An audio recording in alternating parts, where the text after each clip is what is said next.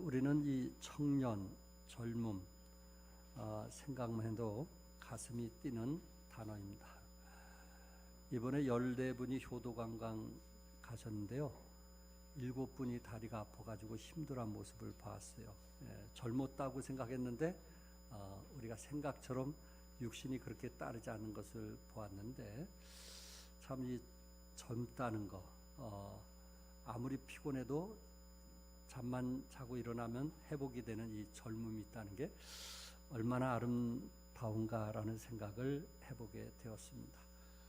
우리 예수님도 이 땅에 청년기 때 일하셨던 것을 보게 되는데, 예수님이 여러분과 나를 구원하기 위해서 이 젊었을 때 여러분과 나를 위해서 참 고난당하시고 죽으시고 또한 부활하셨던 예수님을 우리는 기억하고 있습니다. 청년은 어떻게 보면 이 사회의 희망이요 또한 미래이기도 합니다. 안타깝게도 최근 우리 사회는 청년 실업으로 고민하고 있습니다. 수많은 청년들이 꿈을 펼칠 기회를 얻지 못하고 있습니다. 일하고 싶은데 일터가 없는 것입니다. 무엇과도 바꿀 수 없는 젊음을 허비하고 있다는 것에 대해서 참 마음이 아픕니다. 더 큰 문제는 무엇일까? 영적 실업에 빠진 청년들이 많다는 것입니다. 세상 직업만이 아니라 신앙도 잃어버리고 있다는 것입니다. 그래서 어떻게 보면은 청소년, 청년들을 살려야 되는, 어느 때보다도 청소년, 청년들에게 관심과 사랑을 많이 가질 때가 아닌가라는 생각을 해보게 됩니다. 오늘 특별히 예수님을 따르는 청년이 되자라는 제목을 가지고 말씀을 나누기 원하는데, 우리 청소년이나 청년들이 예수님을 따르고자 했을 때 해야 될 일이 무엇인가? 그것은 본문 23절에 또 물에게 이르시되 아무든지 나를 따라오려거든 자기를 부인하고 날마다 제 십자가를 지고 나를 따를 것이니라고 말씀을 했습니다. 원문 이 성경 그 책자를 인용하면 그곳에서는 23절에 만일이라는 단어가 기록이 되어 있고, 또한 24절, 25절에도 동일하게 만일이라는 단어가 기록이 되어 있다는 것입니다. 한국 성경에는 만일이라는 단어가 빠졌는데, 분명한 것은 만일 나를 따라오려거든 자기를 부인하고 날마다 제 십자가를 지고 나를 따를 것이니라. 만일이라는 단어. 다시 말해서 우리 청년이나 청소년 가운데 예수님이 나를 구원해 주신 그 은혜가 너무 고맙고 감사해서 내가 주님을 좀 따라야 되겠다. 만일 그렇게 따르기로 결심을 했다면 자기를 부인해야만 된다. 결심하지 않은 사람은 어쩔 수 없지만 예수님을 위해서 내 삶을 드려지고 헌신하겠다고 결심이 되어졌다면, 아니 그 일에 선택이 되어졌다면 자기를 부인해야만 된다는 것입니다. 십자가를 진다는 것, 우리가 자기를 부인하고 날마다 제 십자가를 지고 나를 따를 것이라고 했는데, 이 십자가를 진다는 그 단어가 무엇일까? 십자가를 진다는 단어, 좀 더 그 십자가를 진다는 단어를 쉽게 표현을 했는데, 그 말은 뭐냐면은 이 초대교회 7분의 집사님들을, 안수 집사님들을 세웠을 때 그 집사나 일꾼이라는 단어가 뭐냐면 디아코노스라는 단어를 썼습니다. 다시 말해서 집사의 그 직분이 뭐냐, 일꾼의 직분이 뭐냐, 목사의 직분이 뭐냐, 그것은 디아코노스. 그 말의 원뜻은 이 먼지를 뚫고 지나간다는 것입니다. 먼지를 안고 헌신되어지는 사람을 일꾼이라고 말씀을 하고 있습니다. 그러면서 마태복음 25장 41절과 44절에 보면 그 44절에 나그네 되신 것이나 헐벗은 것이나 병든 것이나 옥에 갇히신 것을 보고 공량하지 아니하더이까. 이 공량이라는 단어가 바로 섬기지 않았다는 디아코노스의 단어를 썼던 것입니다. 예수님께서 마지막 심판하실 때 오른쪽은 양으로 비유했고 왼쪽은 염소로 비유하면서 그 염소와 같은 삶을 살았던 사람은 지옥의 불못에 들어가서 고통을 당하는데 왜 고통을 당하느냐? 그 이유는 저들이 공량하지 않았단 말이에요.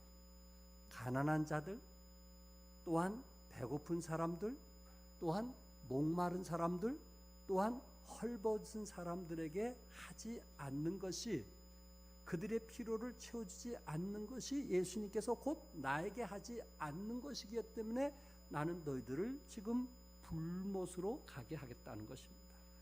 그 단어가 공량이라는 거예요. 저들의 필요를 채워주지 않았던 사람, 섬기지 않았던 사람을 말하고 있습니다. 마태복음 20장 26절에 누구든지 크고자 하는 자는 섬기는 자가 되고, 디아코노스, 섬기는 자가 되라. 다시 말해서 십자가를 진다는 것은 무엇이냐? 섬기는 자라는 말입니다. 사람이 나를 섬기면 내 아버지께서 그를 귀히 여기라고 말씀했는데 어떤 사람을 귀히 여긴다고 말씀했어요? 나를 섬기면, 예수님을 섬기면, 바로 요한복음 12장 26절에 바로 예수님을 섬기는 그 자체가 우리 하나님께서 우리를 귀히 여기시는데, 그 일이 무엇이냐? 상대방의 이웃의 필요를 채워주는 사람을 말씀을 하고 있습니다. 특별히 여러분과 내가 만일 예수님을 따르기를 원한다면, 혹시 여러분 가운데 나도 목사님처럼, 우리 교회 집사님들처럼 나도 그렇게 살고 싶다는 그러한 마음의 소원이 있다면, 여러분들이 먼저 해야 될 일이 있는데, 자기를 뭐 하는 거예요?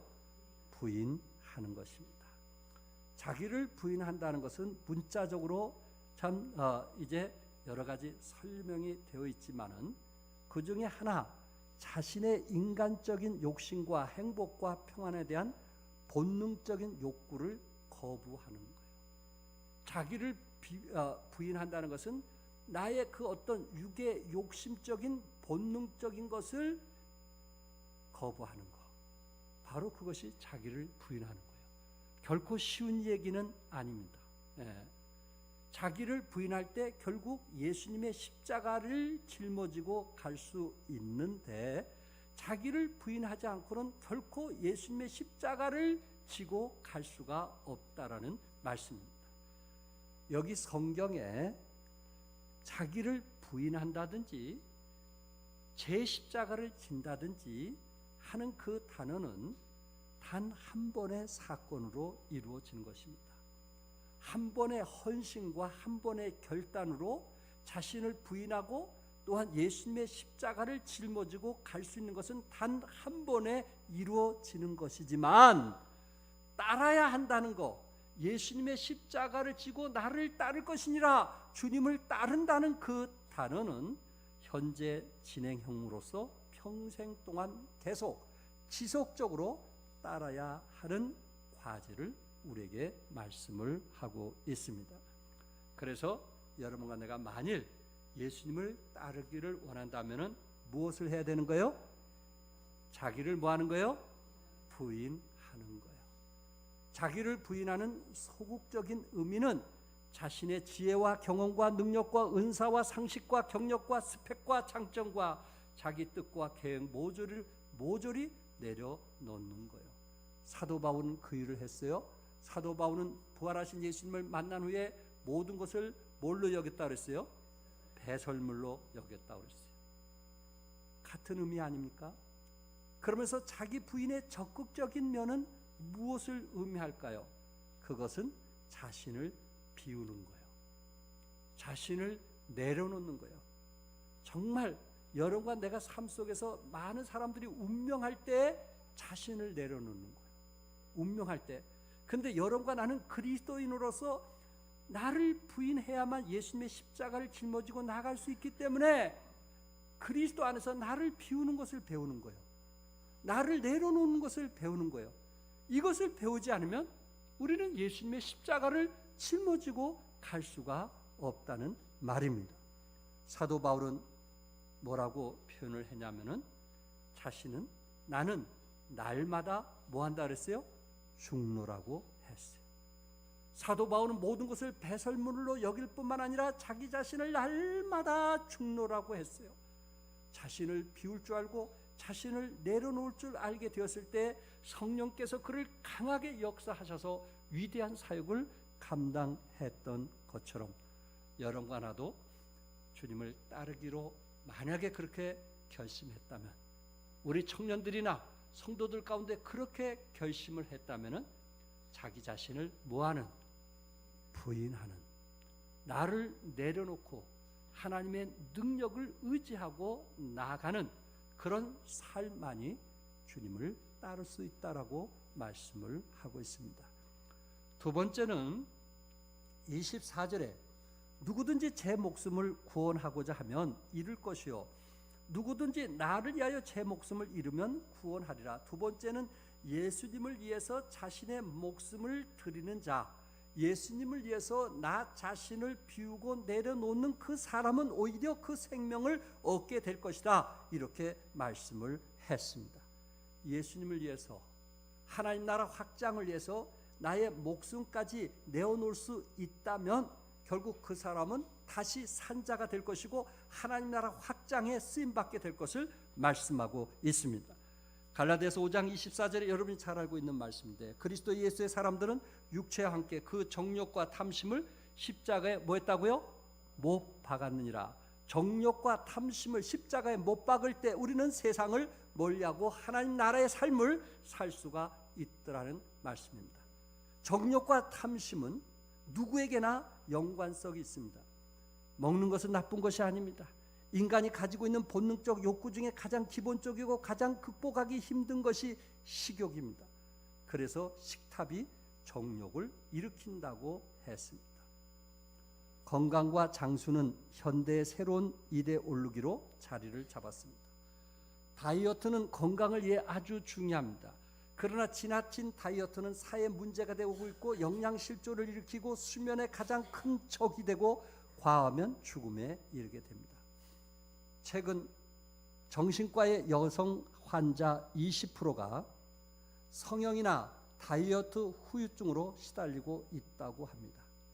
근래에는 고교생, 고등학생, 여고생 중에 5분의 1이 다이어트 등으로 말미암아 헌혈이 부적격하다고 합니다. 지금까지 인간이 시도한 다이어트 방법은 총 2만 8천 가지보다 더 많다고 하는데, 미국 한 나라에서만 다이어트 비용이 연 200억 달러가 넘는다고 합니다. 이 돈만 가지고도 세계에서 가장 가난한 나라의 기근을 해결할 수 있다고 합니다. 물론 건강해야죠. 물론 장수해야죠. 그러나 현대인들은 너무 육체적인 관심에 지나칠 정도로 많은 시간을 투자하고 있다라는 것입니다.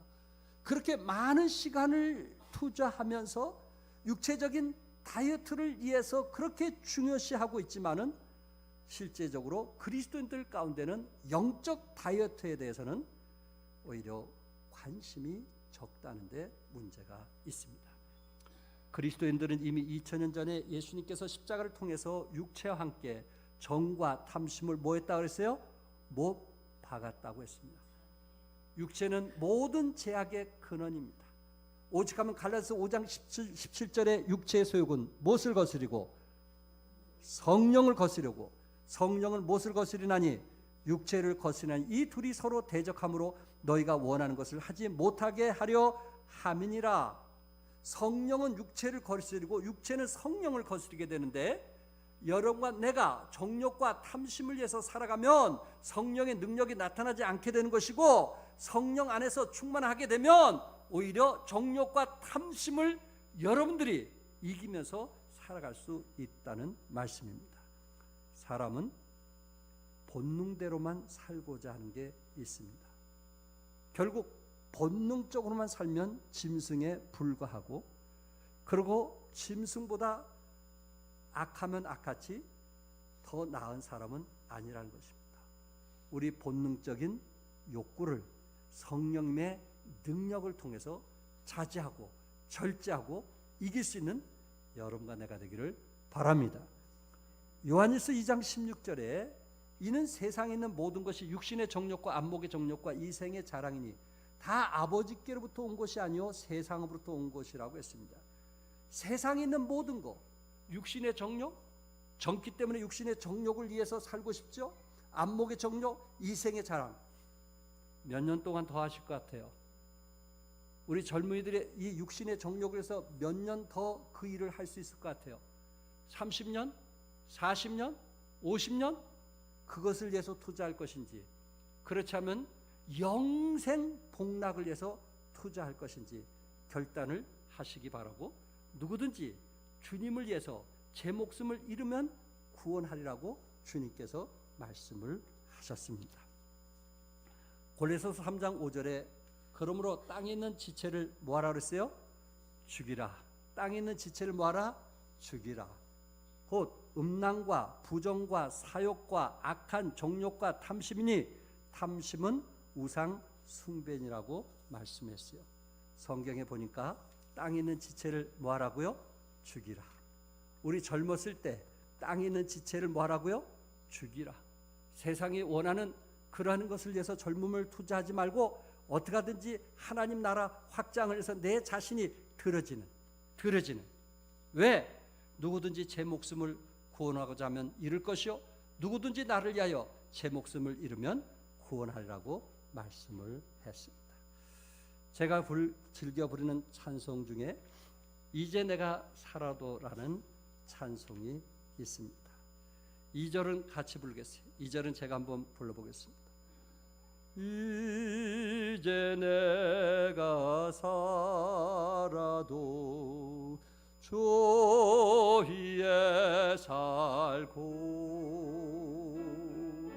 이제 내가 죽어도 조희에 죽네 하늘 영광 보여주며 날 오라 하네 할렐루야 찬송하며 주께 갑니다. 그러므로 나는 사나 죽으나 주님 거지요 사나 죽으나 사나 죽으나 날 위해 피 흘리시 내 주님의 것이요 2절 다같이 이제 내가 떠나도 저 천국 가고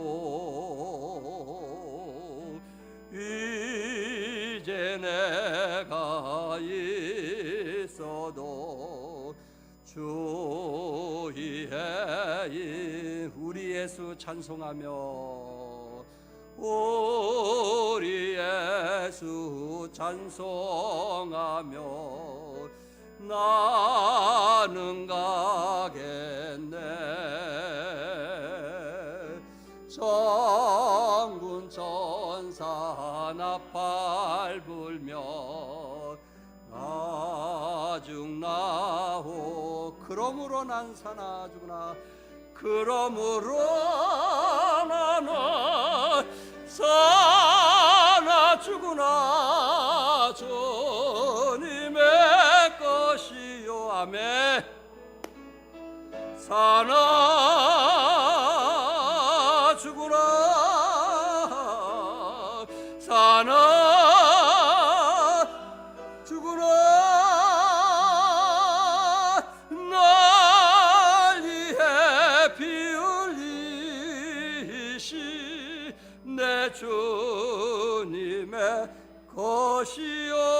그러므로 나는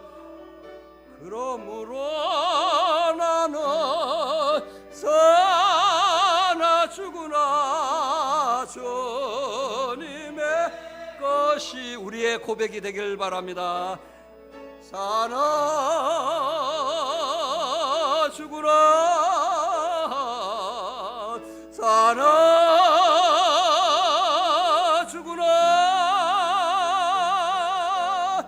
날 위해 피 흘리시 내 주님의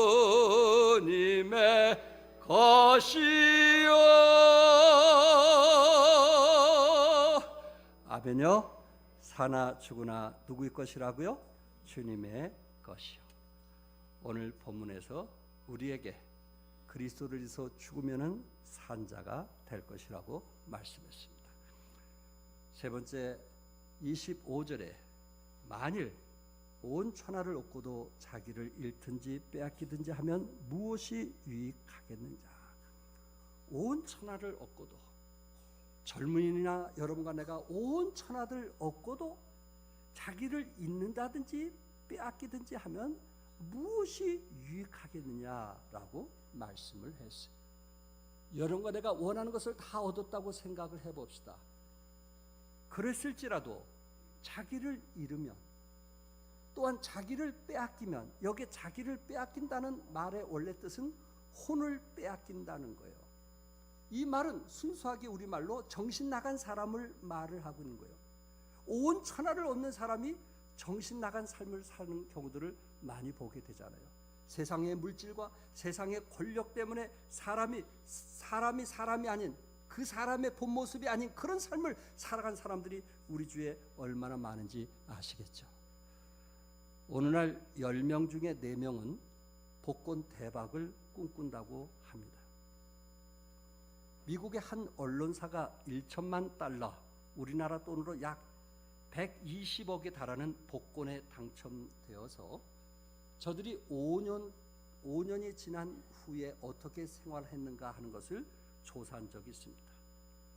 그래서 120억의 복권이 당첨된 70명을 대상으로 행복지수를 조사해 보니까 80%인 70명 중에 56명이 당첨 이후에 더 불행하게 되었다는 것입니다. 복권이 당첨되면 제일 먼저 하는 게 제일 좋은 집을 산다는 거예요. 그리고 제일 비싼 차를 산다는 거예요. 돈이 많으니까. 그 다음에 술을 마시게 되고 여자들을 즐기게 되고, 그래서 대부분 이 복권 때문에 부부들이 이혼하는 경우들이 많이 있다는 거예요. 돈이 많으면 행복한 줄 아는데 오늘 성경에 보니까 온 천하를 얻고도 자기를 빼앗기면 무엇이 유익하겠느냐, 정신 나간 사람처럼 산다면 무슨 유익이 있겠느냐 하고 성경은 우리에게 말씀하고 있는 것입니다. 사랑하는 성도 여러분, 이 세상에 우리가 꿈을 갖지 말라는 얘기는 아닙니다. 그러나 이 세상의 꿈이 우리가 다가 된다면 그것은 이 세상의 가장 어리석은 자의 모습이라고 성경은 말씀을 하고 있습니다. 결론적으로 20세기 초기 그레고리 멘트라고 하는 목사님께서 내 몸을 나에게 빌려주지 않겠느냐는 글을 쓰게 되었습니다. 그 글이 저에게 울림이 있어서 여러분과 함께 나누고 마치려고 합니다. 우리 주님의 말씀이시다. 주님께서 말씀하신 거예요. 네 몸을 나에게 빌려주지 않겠니? 나에게 준비된 몸을 입고 몇 년 동안 나는 내 아버지의 뜻을 즐거이 행했다. 그 몸으로 인해 나는 병든 사람들, 지친 사람들, 죄에 빠진 사람들, 무거운 짐진 사람들을 만날 수 있었다. 그 발 덕분에 슬픔과 죽음이 깃든 집을 방문할 수 있었다. 그 손으로 나병 환자의 몸을 만졌고 그 입술로 내 아버지의 말씀을 전했고 그 몸으로 나는 세상의 죄를 나무 위에 걸 수 있었고 그 몸의 제사로 세상의 죄를 해결할 수 있었다. 그러나 나에게는 아직도 몸이 필요하다. 너의 몸을 나에게 빌려주지 않겠니? 나에게는 아버지의 사랑으로 가득 채울 가슴이 필요해. 나에게는 온갖 부정한 것을 씻어낸 입술이 필요해. 그 입술로 절망에 빠진 자에게 희망을, 묶인 자에게 자유를, 병든 자에게 치유를, 죽은 자에게 생명을 전하고 싶어. 그러니 너의 몸을, 입술을, 손을, 발을 나에게 빌려줄 수 있겠니? 주님을 위해서 빌려줄 수 있겠습니까? 빌려줄 수 있겠어요? 주님은 우리의 몸을, 주님은 우리의 입술을, 주님은 우리의 손을, 주님은 우리의 발을 지금도 빌려서 대신 이웃들에게 나눠주기를 원하고 있습니다. 청소년, 청년주의를 맞이해서 여러분의 지체가 예수 믿고 구원받아 의의 병기가 되었으니 죄의 병기로 드리지 말고 하나님을 위해서 의의 병기로 드릴 수 있는 젊은이들이 되시기를 주님의 이름으로 축복합니다. 기도하겠습니다.